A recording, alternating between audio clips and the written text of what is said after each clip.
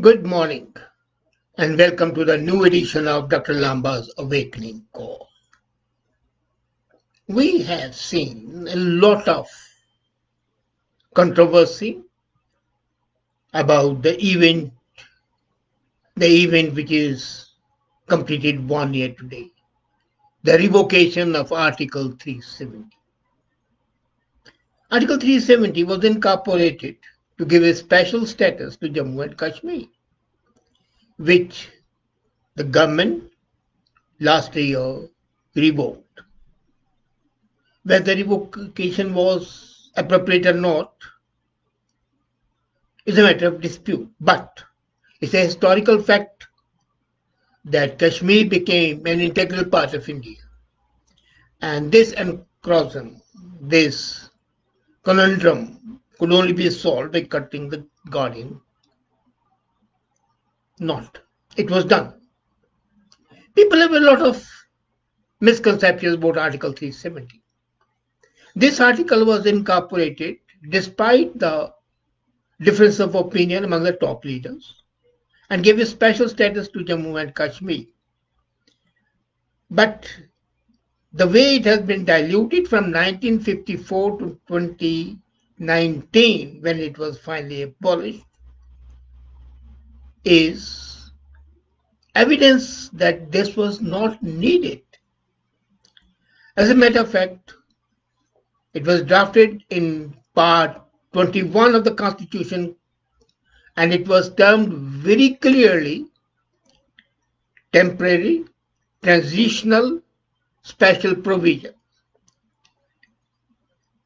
Anything which is transitional has to go, and it went. But even before it was formally given a burial, right from 1954 onwards, more than 50 presidential orders were issued, and these presidential orders slowly and steadily eroded the so-called autonomy of the province. The article, along with Article 35A, defined Jammu and Kashmir under a different set of law. But any country would have one constitution. So first the thing to go was the designation. The head of the state was no longer Sadr Rias, which means president. The head of the government was no longer the prime minister, but they were brought at par as governors, as the chief ministers, and then the process continued. Actually, it was Mrs. Gandhi who was responsible for destroying it, and even before Mrs. Gandhi, Gulzari Lal Nanda, the home minister in the cabinet of Lal Bahadur Shastri, had declared very clearly that this article is with the concurrence and it has no relevance. When it has no relevance, and as a matter of fact, the exact word he used were, this was the only way of taking the constitution of India into Jammu and Kashmir. It's a tunnel through which a good deal of traffic has already passed and will. And all these successors of Nanda, like in the Home Ministry, have interpreted the article in that manner. The only thing was that it was a dead body. It was only given a burial by Modi. So what's wrong with that? Now the question arises, has there been any impact? First of all, before I take up the impact, let's say why it was set up, why it was incorporated. It was incorporated to satisfy the ego of Sheikh Abdullah, who was almost a sworn brother of Jawaharlal Nehru. And Sheikh Abdullah wanted to show that he was better and more autonomous, more independent, more powerful than other chief ministers of the provinces. If you remember, when the Constituent Assembly was established, all princely states were given the option either to have their own constituent assemblies or to send their representatives to the Constituent Assembly.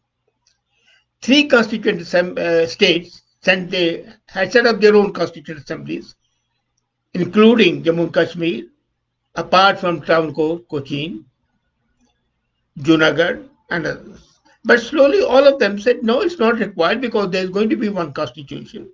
So why have the duplication? But Jammu and Kashmir, ruled by a megalomaniac, continued with its own. And then they opted for a new flag, a different flag, different designations, and so on. And this hubris was responsible in 1953 for the dismissal of Sheikh Abdullah as Prime Minister and his imprisonment, which continued for a long time, almost covering 2 decades. So if that was the situation, where was the problem? The problem was that, as I said, legally it had no base, being transitional. It had the same validity as Article 371 has for Northeast. And nobody cares that 371 was also consigned to the flames, cremated with a due, and unwept, unhonored, unsung. And as a matter of fact, all transitional things go. Sometimes the question is raised that it could not have been abrogated without the consent of the Constituent Assembly of Jammu and Kashmir. And that Constituent Assembly had been finished long back, so it could not be done. They forget that any action or any power of anybody is automatically delegated to the successor. And here the successor to the Constituent Assembly was the government of Kashmir. And in this case, of course, since the government was dismissed and it was under the governor's rule, which is the president's rule, it came to the president. Secondly, another thing, while all other states in India, the provinces, whatever their rights were, if they were to be changed, they had to be changed only through the amendment of the Constitution. However, in this case, it was very clearly stated in Article 370 that any amendment can be made by a presidential order. So the consent of the parliament even is not required. It's just an executive order. And it was done. But here, Modi had taken the parliament in confidence and parliament passed it. So it was rather going much further than required. Modi could have done it by a simple proclamation as well, which he did not. Now the question arises, what are the benefits? Has the state gained? Yes, it has. In 1 year, there has been a decline of 36% in terror incidents in Jammu and Kashmir Union Territory. Because when Article 370 was finished, it was divided into 2 parts. Union Territory of Ladakh, which was being given a step-motherly treatment by Jammu and Kashmir. And Ladakh was treated as centrally administered Union Territory per the revocation order. Now in Jammu and Kashmir, which was the hotbed of terrorism, cross-border terrorism, there is a decrease of 36% in 1 year. This is because of the arrest of all the pro-Pak separate leaders, direct control of the region by the central government, busting of the Pak group by the National Investigation Agency, and the killing of Hizbul Mujahideen commanders in encounters. So, what's the problem? If the common people feel that their lives are better and they're having a peaceful life, why are the politicians grumbling? Second, the domicile rules have changed, and anybody who has been in Kashmir in service or after retirement for 15 years or has studied there for 7 years is eligible to become a citizen of Jammu and Kashmir. Till now, they were not permitted. They could live the whole life there, yet not have the status of permanent residents or citizens. That has changed, with the result that the children of the central government employees posted there, officials of the public sector undertaking the autonomous bodies, public sector banks, officials of the statutory bodies, central universities, and recognized research institutions who have served for 10 years can become the permanent resident. Now, this is being misinterpreted to say that the government is changing the demographic structure. As a matter of fact, demographic structures automatically change. They change ever. Wasn't the demographic structure changed when India and Pakistan were created? They were. And this is a historical fact that in one state you cannot have different laws in different states. The Constitution guarantees all Indians the right to move, work, and live in any place in India. So why not in Kashmir? That was a misnomer and a contradiction of the Constitution. As a matter of fact, would you believe that the opposition parties, who posed to be saviors of the depressed classes, the Dalits, did not care that the then Jammu and Kashmir rules did not permit Valmiki group working as sweepers and cleaners to become the permanent citizens, and they were denied citizenships, and so they could have no access to the government jobs. Now with this rule being abolished, they'll automatically become the citizens and have all the benefits. Now come to Ladakh especially. The Union Territory of Ladakh had a long pending demand of the Ladakhi people. They wanted to be independent. As a matter of fact, they had represented to Jawaharlal Nehru way back in 1957 that they should be independent or separate. They have nothing in common with the Dogras, the Kashmir, and their needs were different. And the strategic demand was very relevant, but they were not given because the established system wasn't thought to be disturbed. It should have been done. It was not done. So when it was done, this backward area, beautiful area by the way, started reviving. The budget used to be 57 crores. This year, the budget was 232 crores. Before this happened, Ladakh was absolutely dependent on the largest of the Jammu and Kashmir government. And would you believe that Ladakh got 6,000 crores budget as a special development package? And now, since all the laws are applicable, things have changed for the better.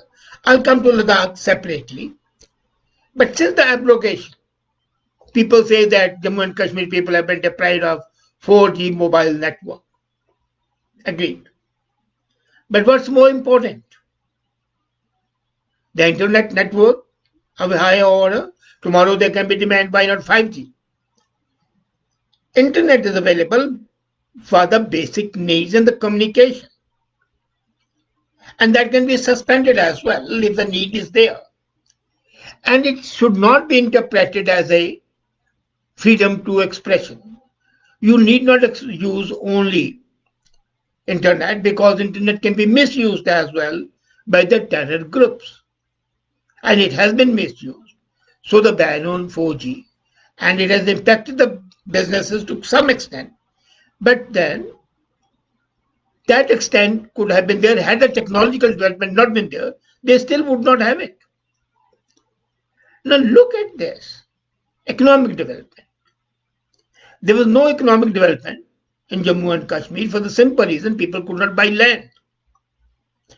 I talked to a big hotelier, PPS Lamba, who was the vice president, O'Brien, who is a distant cousin, and he said that they wanted to set up 2 new hotels, but they did not because they could not buy land. Tatas did not go there. Similarly, Bajaj, Mahindras, now they are ready to go, and assurance is there that they can set up and they can purchase land. So, another thing, education. The government has committed to set up a central university over there. The Jammu and Kashmir students who are to travel all over the world and all over the country for higher education now would have their need met over there. Coming back to development of Ladakh. In February of 2019, Ladakh was connected with the national grid with a completion of 220 kV at station, which connected Srinagar, Algan, Dras, Kargil, Leh. But immediately after that, another station, 9 megawatt, Da Electric Power, and a dedicated 220 line was established in 1 year. Can you believe it? And now there is a road, 255 kilometer long, all-weather road connecting Darbuk and Daulat Beg Oldie Road, which was constructed in 2019 itself, which connects Karakoram Pass and Leh. What more could be there as far as the infrastructure development is concerned? The promotion of tourism is taking place. And as a matter of fact, for the first time, the rich culture and the history of the region, the statue of Senegal Namgyal, the 17th century king of Ladakh, was opened a day after Ladakh became a union territory. Eco-tourism and culture tourism are being promoted. And as a matter of fact, the homestays and monasteries which are present in almost all parts of the region is being planned. Safaris, wildlife safaris are being promoted. Can you believe that Ladakh, which was supposed to be one of the poorest regions of India, is likely to become the hub of cultural and ecotourism? Highest battlefield Siachen, which is a symbol of the fortitude of the Indian Army, is now open to the tourists. Could you believe that? Then, Ladakhi's need for the central university has been fulfilled, and the first central university is being set up. There are more than 10,000 Ladakhi students who were forced to travel all over India for education because there was no institution over there. And this university would have all the courses, including a center on the Buddhist studies. 54 mobile towers are being established under the Universal Service Obligation Fund, and remote villages, Nesrik, Lingshed, Yulchung, which used to be cut off from the other parts of the country for 6 months, will get a mobile service before November this year. 82-meter span motorable bridge on River Shyok was opened. Bids have been called for Zosla Tunnel. So the development is absolutely fantastic. 50,000 crore of grid-connected solar photovoltaic spread over Leh and Kargil would make it the biggest solar project in the world. There is a 500 crore missile mission organic development of the greenhouse project in Ladakh. So in 2 years you would see Ladakh would emerge as a showpiece of ecotourism, of solar energy, infrastructure development. Similarly, Jammu and Kashmir would become oases of peace. The disparity would be removed. And then, pinpricks are always there. As a matter of fact, I'm reminded of the old legend of Hercules. He was asked given 12 tasks, difficult tasks. One of the tasks was cleaning the audience stables. Now, audience stables was where the king had a station, 5,000 oxen for, no, not 5, 3,000 oxen for 30 years. And the stables were not complete. So Hercules was asked to clean them, and it was thought he will never be able to complete in the lifetime. What he did was he turned the direction of the river, and the river started flowing through the stables, cleaning it. This is what the government has done. It's cleaning 70 years of the accumulated corruption, terrorism, non-development, and oligarchical approach. It does take time. And 1 year it has really achieved much more than could be hoped for. Miracles you don't expect, but extraordinary achievements as is happening in Ladakh is something to be proud of. Given the status and considering the audit I have conducted just now, a very superficial one, would show that this step was much needed for the good of the people. And that's what a democracy is, for the maximum good of the maximum number of people. And that has been achieved. The people will keep on craving whatever they may be. They can never be happy. Some people. They can never be happy because they have a personal axe to grind. But by and large, the people have heaved a sigh of relief, and the audience tables, dirty, obnoxious, have been cleaned to a great extent, and hopefully will be cleaned absolutely. And then people will remember what Jahangir said. If there's a heaven on earth, it is here, it is here, it's here. Thank you.